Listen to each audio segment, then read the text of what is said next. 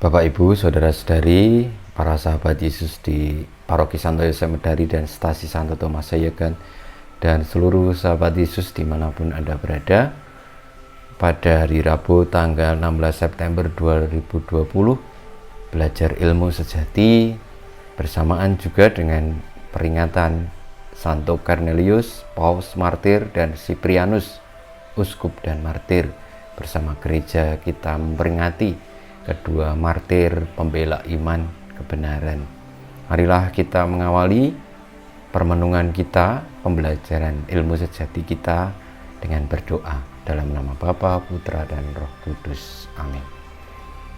Allah Bapa, Gembala kami, Engkau telah memberi umat-Mu pemimpin setia dan martir perkasa, yaitu Santo Cornelius dan Cyprianus.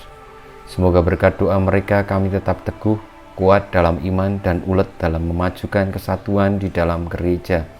Dengan pengantaran Yesus Kristus, Putra-Mu Tuhan dan pengantara kami, yang bersama Engkau dan Roh Kudus hidup dan berkuasa Allah sepanjang segala masa. Amin. Saudara-saudariku yang terkasih, pada hari Rabu tanggal 16 September 2020, belajar ilmu sejati kita berdasarkan pada Injil Yesus Kristus menurut Lukas bab 7 ayat 31 sampai dengan 35. Sekali peristiwa berkatalah Yesus kepada orang banyak, "Dengan apakah akan kuumpamakan orang-orang dari angkatan ini? Mereka sama dengan anak-anak yang duduk di pasar dan berseru-seru, 'Kami meniup seluring bagimu, tetapi kalian tidak menari. Kami menyanyikan kidung duka, tetapi kalian tidak menangis.' Sebab ketika Yohanes Pembaptis datang, dan ia tidak makan roti dan tidak minum anggur, kalian berkata, 'Ia kerasukan setan.' Kemudian Anak Manusia datang, ia makan dan minum, dan kalian berkata, 'Lihatlah, seorang pelahap dan peminum, sahabat pemungut cukai dan orang berdosa.' Tetapi hikmat dibenarkan oleh semua orang yang menerimanya."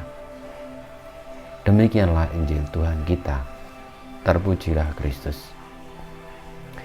Saudara-saudariku, sabda Tuhan mengajarkan kepada kita tentang ilmu sejati, bahwa Tuhan Yesus pada saat itu berbicara kepada banyak orang, dan saat ini Tuhan Yesus berbicara kepada kita, mengkritik angkatan yang dalam arti tertentu memiliki hati yang bebal. Kenapa disebut bebal? Karena ketika diumpamakan oleh Tuhan Yesus, ketika ada yang meniup seruling tidak menari, dan ketika menyanyikan kidung duka tidak menangis, lalu menyatakan bahwa kalau Yohanes Pembaptis datang dan tidak mau makan minum, dikatakan ia kerasukan setan. Sementara Anak Manusia datang, makan dan minum, lalu dikatakan pelahap dan meminum, sahabat pemungut cukai dan orang berdosa. Jadi maksudnya begini, bebal itu karena menganggap orang lain tidak pernah benar sesuai dengan yang dipikirkannya atau yang diinginkannya. Saudara-saudariku, kritikan itu ditujukan juga untuk kita. Kadangkala kita ini begitu mudah untuk mengatakan orang lain begini begitu, meski tidak sesuai fakta, ataupun kalau misalnya toh itu benar, tetapi benarnya itu secara subjektif, artinya dari sisi pandang orang itu atau diri kita sendiri, maksudnya tidak dari fakta objektif.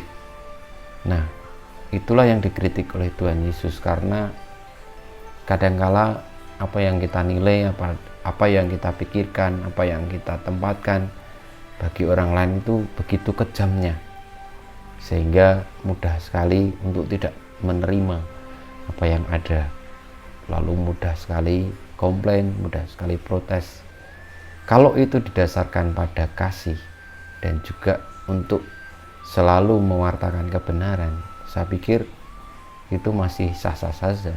Tetapi kalau kepentingannya itu hanya demi membenarkan diri sendiri dan juga untuk menyepelekan atau meremehkan orang lain dan tidak mempercayai mereka, lalu yang penting beda, tidak setuju dengan mereka, nah itu yang lalu dipertanyakan, apakah kita sungguh-sungguh menjadi pribadi yang mau benar-benar hidup di dalam kebenaran. Kalau untuk terbuka pada kebenaran yang bahkan kita sendiri belum tentu bisa menguasainya, itu belum bisa kita lakukan. Karena kadang-kadang kebebalan itu membuat kita justru tidak terbuka kepada kebenaran dan lalu membuat kita buta. Saudara-saudariku, marilah kita belajar bagaimana yang disebut Tuhan Yesus tidak lalu memutuskan atau menghakimi orang dengan begitu saja sesuai dengan pemikiran kita, tetapi melihat lebih jauh, memahami lebih dalam, supaya apa yang kita sampaikan itu bukan karena kepentingan diri kita sendiri, tetapi karena kebenaran itu sendiri yang menampakkan diri. Dengan demikian tidak ada kepentingan apapun bagi kita selain agar kebenaran itu nampak dan berjaya. Dan kita punya tokoh-tokoh bagaimana mereka telah berjuang untuk menerapkan dan melaksanakan ilmu sejati itu di dalam hidupnya hingga menjadi martir, yakni Santo Cornelius dan Cyprianus yang kita peringati pada hari ini. Bagaimana kebenaran lebih penting daripada nyawa mereka, dan mereka tidak hanya sekedar supaya keinginan ataupun pendapat mereka yang diterima, tetapi memang resiko dari kebenaran yang dipeluknya sungguh-sungguh, yang dihayatinya dengan merdeka dan dengan sepenuh hati. Maka ketika akhirnya mereka harus merelakan nyawanya demi kebenaran, yakni Tuhan Yesus sendiri, mereka berikan dengan rela hati.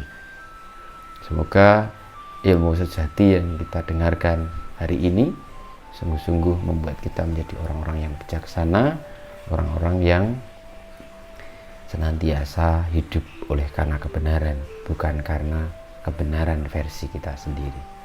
Kemuliaan kepada Bapa dan Putra dan Roh Kudus, seperti pada permulaan, sekarang, selalu, dan sepanjang segala abad. Amin. Ya Yesus, jadikanlah hati kami seperti hati-Mu. Tuhan bersamamu dan bersama rohmu. Kita semua, hidup kita, karya-karya kita, perjuangan kita untuk tetap setia kepada kebenaran, meskipun harus bertindak dan berlaku sebagaimana para martir yang merelakan hidupnya, senantiasa dibimbing, dilindungi, diberkati oleh Yang Maha Kuasa, Bapa dan Putra dan Roh Kudus. Amin.